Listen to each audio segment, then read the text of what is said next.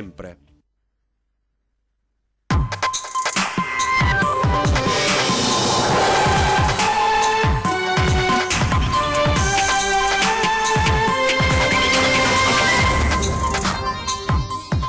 In centro storico a Venezia, cittadini pronti a dare una lezione alla baby gang che continua a seminare il terrore. Le condanne sono troppo leggere, meglio i ceffoni, dicono. Una ragazza ha denunciato di essere stata violentata nella discoteca di Marghera Molo 5, disposta la chiusura del locale per 30 giorni. La sicurezza e la collaborazione dei cittadini sono fondamentali, a dirlo il questore Mascio Pinto durante una visita agli studi della nostra emittente in cui ha incontrato il direttore Luigi Bacialli. Nei mesi scorsi Veneto Strade aveva annunciato l'avvio della sperimentazione di un sistema di monitoraggio sul ponte Rudavoi. Oggi il bilancio è positivo. Marinai e comandanti chiamati in massa a fare gli scrutatori ai seggi da domani a lunedì per 3 giorni. Alcune linee ACTV sono a rischio.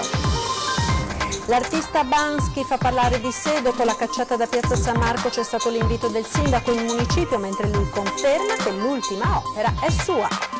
A Punta San Giuliano le donne della squadra di Dragon Boat Trifoglio Rosa si sono ritrovate per raccontare le loro esperienze dopo il cancro e l'importanza di rimettersi in gioco.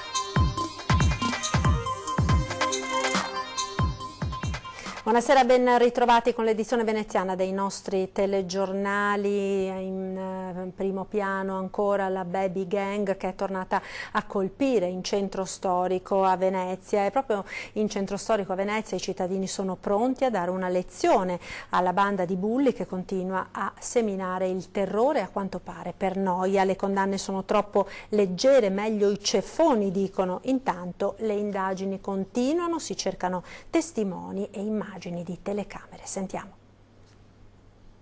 Però qua bisogna fermarli, cioè o li ferma la madama o questi si stanno organizzando per ciaparli e veramente cambiargli i connotati. Cioè ci si fa un po' di giustizia da soli. A questo punto, scusa, a questo punto sì.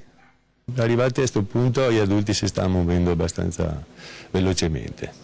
Torneranno i vendicatori? A sentire il tabaccaio di Campo San Polo, Venezia sarebbe pronta a reagire contro la baby gang e contro l'andazzo che sta prendendo il centro storico, e nella fascia di età dei cinquantenni avrebbe qualche giustiziere che a suon di ceffoni vuole mettere fine alle aggressioni notturne senza motivo a ignari cittadini da parte di ragazzi. L'ultima, quella subita mercoledì notte da un trentenne dipendente di un supermercato del centro, aggredito a pochi passi da Campo San Polo da una decina di giovani, minorenni e maggiorenni. L'uomo ha riportato la frattura di un braccio e varie contusioni. Gli sarebbe potuto andare molto peggio se durante l'assalto, subito a pugni e calci, non avesse avuto l'intuizione di gettarsi in acqua, limitando i danni. La baby gang è tornata, nonostante i 14 provvedimenti assegnati, in attesa di quelli della magistratura. 15 gli episodi di violenza accaduti tra centro storico e terraferma negli ultimi mesi. Le pene sui minorenni purtroppo non esistono ancora. Se ne mettessero qualcuna sarebbe meglio. Più che preoccupato è una cosa un po' vergognosa, perché non dovrebbero succedere sti fatti. C'è pugno duro dappertutto, militare soprattutto anche. Penso. Fargli fare anche un po' di servizio. Un po' di servizio militare non sarebbe male. Sentiamo di queste cose un po' in tutta Italia, però Venezia è una città relativamente piccola e io penso che la città possa essere in qualche modo vigilata meglio. Non si può più vivere a Venezia. Basta, le dico solo questo. Ma di giorno magari? Sì, di giorno è tutto ok, ma di sera non si può più vivere. Cosa ci sarebbe bisogno? Guardi, mi lasci perdere. Il questore di Venezia ha disposto la chiusura della discoteca Molo 5 di Marghera per 30 giorni. La decisione arriva dopo che una ragazza nei giorni scorsi ha denunciato di essere stata violentata da un giovane conosciuto nel locale, lo stesso dove in precedenza si erano verificati altri gravi episodi. Il provvedimento rafforza la linea dura dell'autorità provinciale di pubblica sicurezza per chi non garantisce sicurezza nei luoghi dove si radunano i giovani. La sicurezza e la collaborazione dei cittadini sono fondamentali, a dirlo proprio il questore di Venezia durante una visita agli studi della nostra emittente, visita nella quale ha incontrato il nostro direttore Luigi Bacialli. Buonasera. Grazie. No, grazie. È un onore per noi, assolutamente. Visita del questore di Venezia Maurizio Masciopinto, da poco insediatosi in città, negli studi della nostra redazione a Marghera per incontrare il direttore Luigi Bacialli. L'importanza della comunicazione rispetto a chi, come la Polizia di Stato, la Questura, fornisce un servizio ai cittadini. Naturalmente la sicurezza per la quale andiamo a lavorare non raggiungerà mai i suoi obiettivi se non in sinergia con una corretta comunicazione nei confronti dei cittadini. Quindi il rapporto con voi e con gli organi di informazione è un rapporto strategico. Come va la penetrazione territoriale? Molto bene, molto bene perché è in mezzo di ok. Cioè i contatti che noi valutiamo in base all'audito sono quelli. Secondo il questore la sinergia tra i vari attori è fondamentale, in questo caso sicurezza, informazione e cittadini. Crea un sistema importantissimo che deve aiutare a uscire da quella cultura dell'emergenza in alcuni territori come questi, dove il turismo, la movimentazione di gente non è un fatto straordinario ma è un fatto ordinario, e quindi anche la gestione di alcuni fenomeni non deve più rappresentare un'emergenza ma un sistema integrato con tutto quello che avviene sul territorio al fine di assicurare i massimi livelli di sicurezza per i cittadini. Allarme oggi tra la popolazione di Marghera e di buona parte di quella di Mestre durante la giornata per un odore acre ed intenso nell'aria. I vigili del fuoco hanno comunicato che era in corso una lavorazione programmata di olio usato da cucina presso l'ENI, una produzione odorosa, ma riferiscono sempre fonti dei vigili del fuoco, innocua per la popolazione. Le eccedenze del processo sono finite nella torcia, generando appunto l'odore. Il SUEMN era stato informato, l'odore si dovrebbe continuare a percepire sino alla tarda serata di oggi. Ed ora il tema Pedemontana. Dopo la denuncia del Ministro dell'Ambiente sulla presenza di rifiuti da discariche abusive che rischia di bloccare i lavori, oggi il governatore Zaia, durante un incontro con i cittadini a Carbonera in provincia di Treviso, ha lanciato il guanto di sfida al Ministro Costa su un altro fronte caldo per la salute oltre che per l'ambiente, quello dei PFAS nell'acqua. Questo paese è destinato all'oblio e alla paralisi. È questa l'amara considerazione del governatore del Veneto dopo la decisione del ministro dell'Ambiente Sergio Costa sulla presenza di rifiuti nel cantiere della Pedemontana. Una storia che oggi Zaia ha raccontato così ai cittadini, partendo dallo scavo di 5 metri previsto per i tratti in trincea. Facendo questo scavo abbiamo incrociato una decina di discariche abusive. Cos'è che accade? Che tu quando incroci i rifiuti, sono rifiuti solidi urbani, fai lo scavo, fai tutta la bonifica perché vai sul buono, dopodiché essendo uno scavo fai la parete in calcestruzza, no? Perché se voi guardate le autostrade in trincea hanno tutta la parete, quando andate nei sottopasso c'è la parete in cemento armato. Sono riusciti a far passare l'idea che qualcuno ha trovato i rifiuti, nottetempo li ha cementati, non come i mafiosi che cementano i loro nemici dentro le colonne, vi ricordate i film? Il ministro dell'ambiente, che sa che la regione lavora in totale trasparenza, sa che abbiamo nominato come commissario della Pedemontana il vice avvocato generale dello Stato. Il ministro lo fa, dichiara il ministro Costa che il meetup, voi sapete dove è il meetup, cioè i somministanti di grillini, non so che papi ha, gli manda un video e lui cos'è che fa? Manda la procura e manda i carabinieri, cioè blocchiamo la Pedemontana, quando bastava alzare il telefono e gli davamo le analisi, le davamo tutto perché comunque è tutto sotto la luce del sole, ma di fatto va sotto la luce del sole. E proprio per questo il governatore lancia una vera e propria sfida al ministro su un altro fronte caldo in tema non solo ambientale. Gli chiedo che domani mattina, è una sfida ufficiale, anzi oggi va in, come ha fatto Luca Zaia, va nel suo ministero, perde 5 minuti, guardami bene, 5 minuti, va in ufficio, prende, firma un bel decreto e mette il limite dei FAS a 0 in tutte le acque italiane. Allora, siccome il Veneto l'ha fatto a rischio e pericolo suo e si è beccato 43 ricorsi, mi chiedo come mai il Ministro non lo fa, così ci dà una mano a sostenere anche i nostri ricorsi. Grazie. Nei mesi scorsi Veneto Strade aveva annunciato l'avvio della sperimentazione di un sistema di monitoraggio sui ponti. Sentiamo quali sviluppi ci sono stati.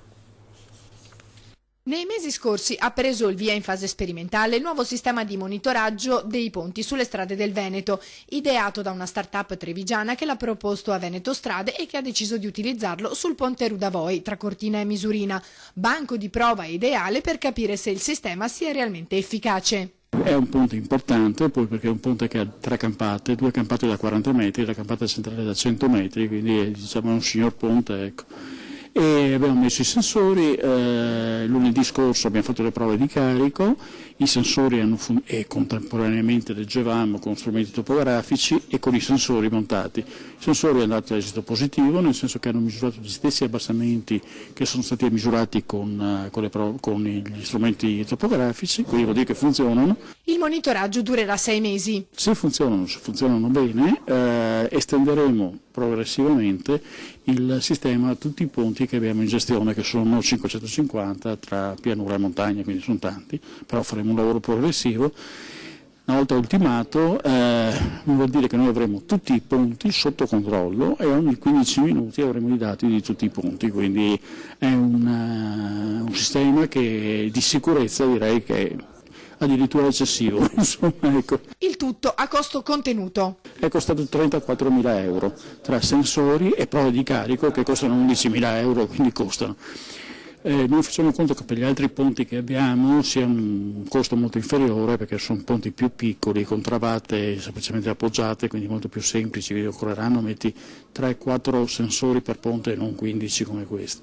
Abbiamo altri 2 ponti significativi, uno sul Po, vicino ad Adria, il ponte Brigata Cremona, e il ponte sull'Adige di Legnago, quelli sono ponti importanti, quindi spenderemo probabilmente come per questo, ma sono costi che sono, direi, irrisori per l'effetto che provocano, perché danno una sicurezza della circolazione, una sicurezza per tutti gli utenti che girano per le strade, che ogni giorno passano con le macchine sopra i ponti.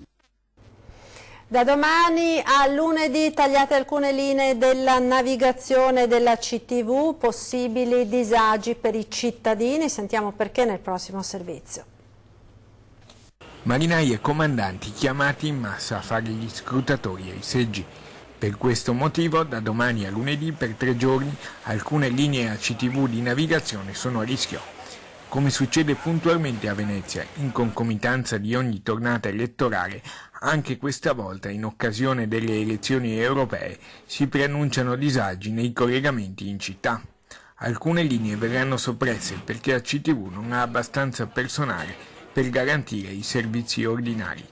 E se per l'automobilistico di terraferma l'azienda può comunque correre ai ripari andando ad impiegare i lavoratori delle linee scolastiche, nella città d'acqua non c'è questa possibilità, anche perché fino a domani non si potrà sapere il numero esatto di personale che aderirà alla chiamata per lavorare ai seggi. L'azienda non interviene con una posizione ufficiale, ma un audio del suo portavoce spiega all'utenza quali servizi saranno ridotti. Per quanto riguarda il servizio di navigazione sarà sospesa la linea 10 che collega Lido San Marco Zattere con qualche corsa al mattino. Potranno verificarsi invece occasionali salti corsa o ritardi in linea 1 Barrato, linea 2 Barrato nella fascia pomeridiana e linea 7 San Marco San Zaccaria Murano. Sarà regolare invece il collegamento del People Mover Piazzale Roma Marittima Tronchetto. ACTV invita gli utenti, per avere maggiori informazioni, a consultare i canali di comunicazione istituzionale che verranno costantemente aggiornati. Maggiori informazioni saranno disponibili sui siti aziendali actv.it e avmspa.it, sui profili social aziendali Muoversi Venezia e al call center Hello Venezia al 041 24 24. L'azienda di trasporti ricorda che l'adesione volontaria dei dipendenti alle operazioni elettorali è prevista dalla legge. Ci fermiamo ora per qualche istante di pubblicità, restate con noi, subito dopo torneremo con un'ampia pagina dedicata alle elezioni. A tra poco.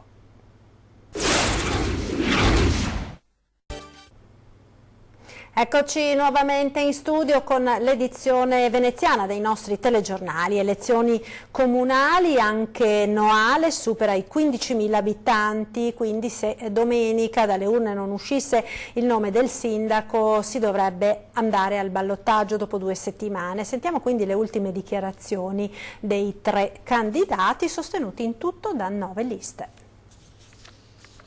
La continuità porta anche alla possibilità, il giorno dopo le elezioni, gli esiti delle elezioni, di ricominciare immediatamente a lavorare con i propri uffici, con i collaboratori, con le associazioni, con gli altri enti. Io mi auguro, ecco, che ciò che è stato fatto possa essere, come dire, di sprone ai miei cittadini per avere fiducia anche in questa tornata elettorale.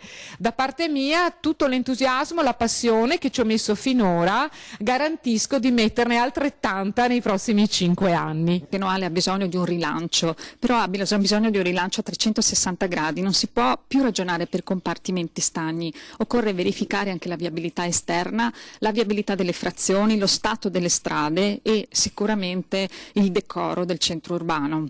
La cosa a cui tengo principalmente è il rilancio non solo della vivibilità delle piazze del centro storico di Noale, ma la scuola. La scuola è uno dei punti fondamentali del nostro programma, così come la sicurezza. Io per il futuro vedo Noale con una scuola più bella, decorosa e più sicura. Noale ha perso la centralità di cui godeva qualche anno fa e quindi bisogna riportare al centro la persona e per riportare al centro della persona bisogna fornire dei servizi.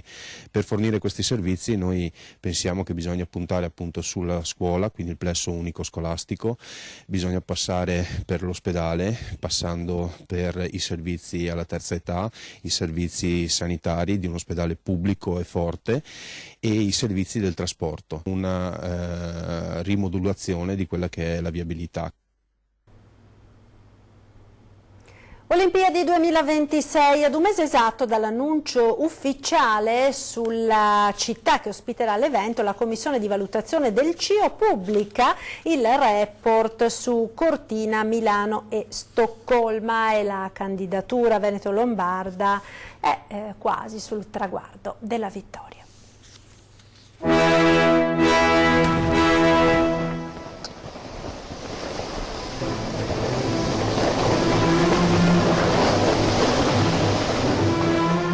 Gli elementi chiave per qualsiasi Olimpiadi di successo includono una chiara visione allineata agli obiettivi di sviluppo a lungo termine, un solido piano di azione, un sostegno costante da parte di tutti i settori e la migliore esperienza possibile per gli atleti. Cortina Milano soddisfa tutti questi criteri. Si scrive report del CIO, si legge promozione su ogni fronte e, con tutta probabilità, la vittoria della candidatura veneto-lombarda. Scongiuri legittimi anche perché la decisione finale arriverà a Losanna il 24 giugno, ma 2 indizi fanno una prova e il rapporto del Comitato Olimpico sulle avversarie in lizza parla chiaro. Cortina Milano dà garanzie, Stoccolma no.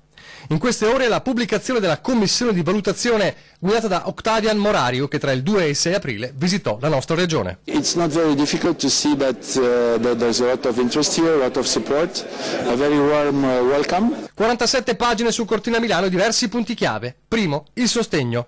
Unito a tutti i livelli, scrive il CIO, governo, settore privato, società civile, nonché una percentuale elevata di sostegno pubblico, 83% contro il 53% degli svedesi. Secondo, le possibilità di successo. I giochi, scrive la Commissione, rappresenterebbero una vetrina per il nord Italia, con luoghi iconici e bellissime ambientazioni che si estendono dal centro storico e le piazze alla moda di Milano fino alle vette e ai villaggi di montagna delle Dolomiti. Terzo, struttura e sostenibilità. Scrive ancora il CIO, Cortina Milano propone giochi a basso costo pienamente in linea con l'Agenda 2020, con il proposito di usare il 93% delle sedi di competizione già esistenti o temporanee. Dall'altra parte c'è Stoccolma che, annuncia il CIO, ha deciso di non firmare il contratto come città ospitante, dichiarando di poter affittare le strutture sportive necessarie per i giochi, ma soprattutto gli svedesi devono ancora presentare le garanzie vincolanti per le nuove strutture, il villaggio olimpico, l'ovale per il pattinaggio di velocità e le sedi del biathlon e dello sci di fondo. Insomma, è luce verde, ultimo chilometro prima del filo di lana e Cortina Milano guarda la sua avversaria staccata dietro le spalle. L'artista Bansky continua a far parlare di sé a Venezia, sentiamo.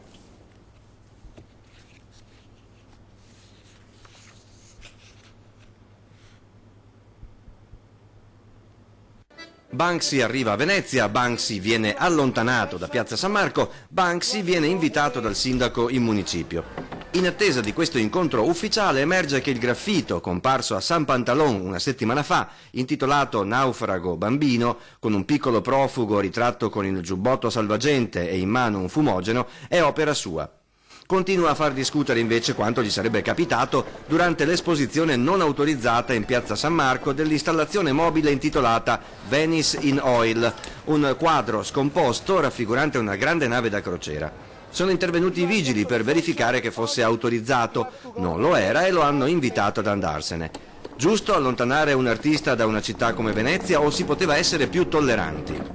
Mi penso che l'artista doveva saperlo che in Piazza San Marco ti cappia multa, doveva saperlo. Ecco. Io ritengo che non sia stata fatta una mossa proprio azzeccata. L'arte è un'espressione libera, è un'espressione gratuita, è gratis, le persone sono libere di vedere le esposizioni degli artisti e mi pare che la mossa sia stata errata, sbagliata.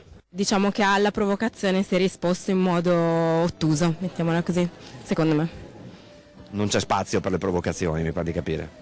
Assolutamente, non è una città che si sta vendendo completamente al mercato sicuramente. Un artista, come ti fa a dire? Tutti sei artisti, se ti vado in giro e tutti artisti qua. A Punta San Giuliano le donne della squadra di Dragon Boat Trifoglio Rosa sono le donne che sono state operate di cancro al seno, si sono ritrovate per raccontare le loro esperienze dopo la malattia e l'importanza di rimettersi in gioco. La città metropolitana potrebbe essere il soggetto gestore del sistema MOSE per la salvaguardia di Venezia. A sostenerlo il Centro Italiano Ricerche Giuridico-Amministrative, che ha lanciato la proposta nel corso della presentazione del volume Venezia Città Metropolitana di Gianfranco Perulli, avvocato e docente di diritto amministrativo allo IUAV di Venezia. Per Perulli la città metropolitana può porsi come agenzia pubblica per sviluppare e gestire una serie di servizi su larga scala ad alto contenuto professionale e tecnico, non solo il MOSE ma anche la questione delle cosiddette grandi navi da crociera. Ed è tutto per questa edizione, vi ricordo 20:10, subito dopo i TG, ospiti questa sera Alessio Lachina del Partito Comunista e Fausto Pozzobon della Sinistra. Siamo al termine, in chiusura come sempre un'occhiata alle previsioni del tempo, arrivederci.